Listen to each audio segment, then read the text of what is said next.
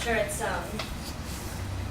easy for you all to understand how hard it is to get up here and tell a speech, but it's especially hard for me, especially right now when my heart is breaking and it feels like the walls are closing in, and it's actually getting hard for me to breathe sometimes.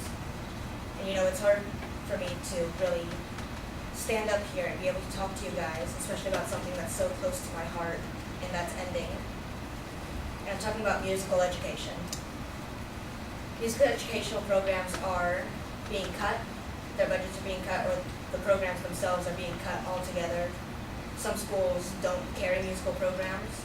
Some schools are more interested in their football teams and making sure that they have better equipment, even if they haven't won a tournament or a CIF in 20, 30 years. It's really important that children today get their music education. And today, I would like to share with you the benefits that children receive through musical education.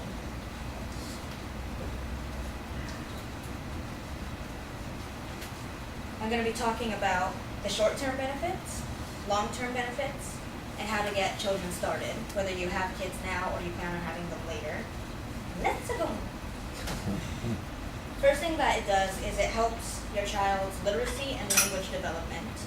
When a child's growing up, they need to really start understanding how to communicate, how to read, and how to express themselves, be it with words or with their writing. Because around ages 3 to 9, children are learning how to communicate better with their parents, family, friends, etc. Dr. Kyle Pruitt, who is a professor of child psychiatry at Yale Medical, says that language competence is the root of social competence. Musical experience strengthens the capacity to be verbally competent. Another thing that musical education helps your child with is that it increases their IQ. In 2004, the University of Toronto did a study where they took 3 dozen children. 12 of them went to musical education programs during the summer, 12 of them went to theater summer programs, and the other 12 did nothing during the summer except for sit home and watch TV. Those who did the music education program, their IQ went up 3 points, while the theater program kids, their IQ didn't change at all, but their social skills did improve, and the kids that did nothing stayed the same.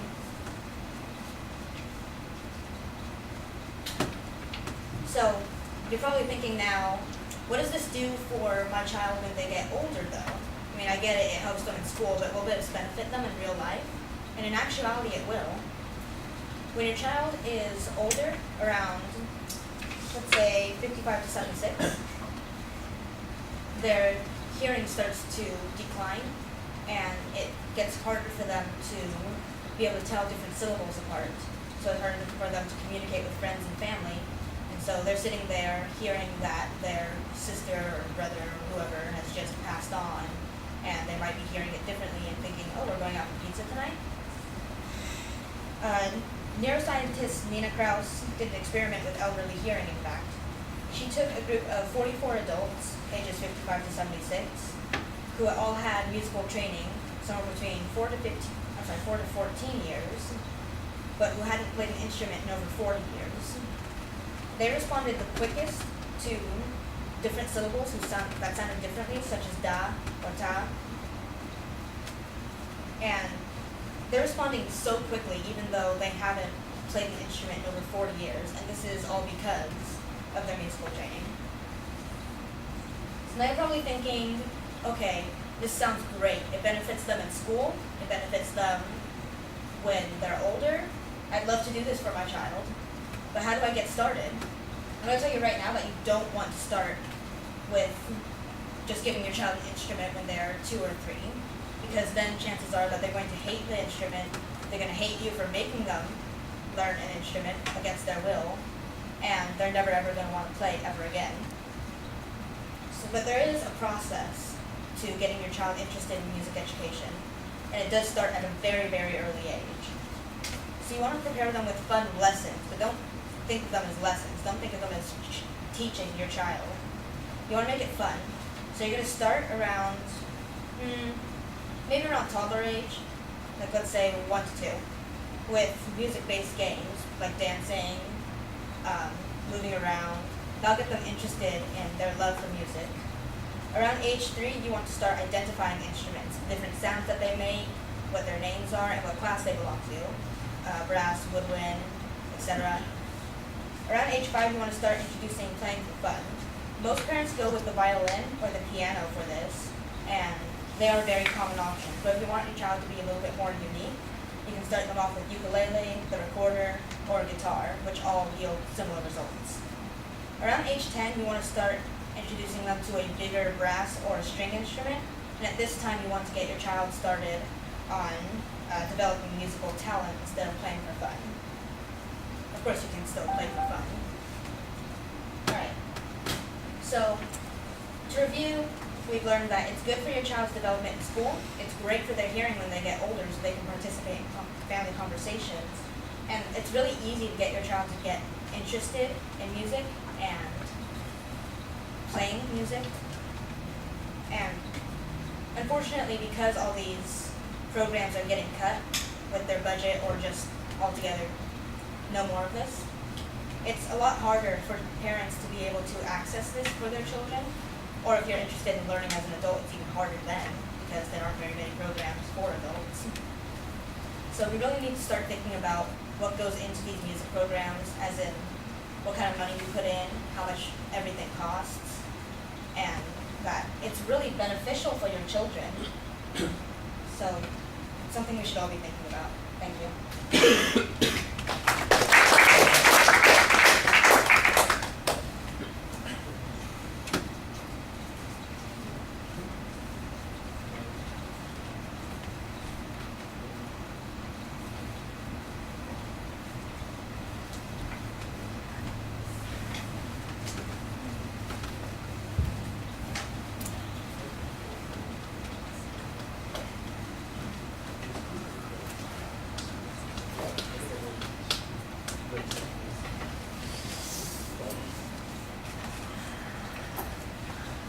All right, Adam, what do you think? I thought it was really good. Your introduction actually drew me in really well. And then your organization was really good for it. You had your 3 kind of signposts on where you were going. And then my only problem was on the 3rd one, you kept saying like a basic roadmap, but I didn't really know where you got it from. So it was like, did she make that up? Did she get it from a website or something like that? But you did use a lot of good case studies with your first 2. I would have liked to seen one with the 3rd point, like if there was like a case study or something like that. But other than that, I think you did a great job. I mean, you cited your sources, and I thought you did an awesome job.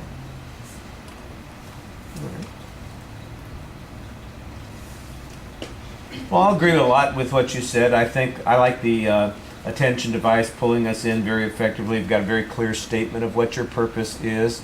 You have a visual reference for your preview as well as the oral presentation, so that doesn't hurt. That's okay. It worked well. Sometimes the transitions between the main points had a visual reference. I saw the one, for instance, with the picture of the old guy listening through the headphones. I thought that was kind of cute. I think you can maybe even use a couple more of those sorts of things. But that was not a problem. The visual materials, they don't add a lot to understanding. That first one that you have when it talks about IQ and language skills, and you've got this little figure there with a whole bunch of surrounding little bubbles around it. There's not really much referent to it, and it's a little small to be seen, so I don't know that it adds as much as you might want it to. So that might be something that could be a little bit larger, or could have been cut down a little bit so you didn't have quite as many of the surrounding bubbles and you emphasize the things that you were talking about in that particular image. I'd agree with Adam. I thought the citation of material on the first and second points was really good. The 3rd point was a little bit problematic. I thought that that's probably based on something that you read, but I don't know where it came from. If it's just your own experience, you might talk a little bit about that too to help make it more interesting.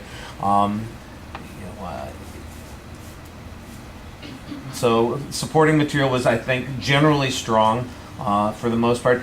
There was a little bit of supporting material that I think needed some development, and that's the notion that you have at the very beginning that music programs are disappearing and that they're going away. Since that's the point of your talking about this and telling us what the benefits are, and you kind of use that as the justification, I think we could use some data that shows that in fact music programs are being cut. You say that people will pursue the football programs even if their team hasn't won anything in years and decades, but they cut the music programs. I'm like, well, do you have an example? Is there somebody who says this is true? Is there a statistical trend that we could look at? Just one piece of information there to kind of punch in the validity of the point that you're making there, I think would set up the justification pretty well. But the main focus, of course, is on what the benefits are, and I thought you did a good job identifying those and talking about them. Also, for the most part, you do a very nice job speaking to us. When you don't have to look at the cards, you do just talk to everybody, and that's exactly what you need to do. All right, thank you.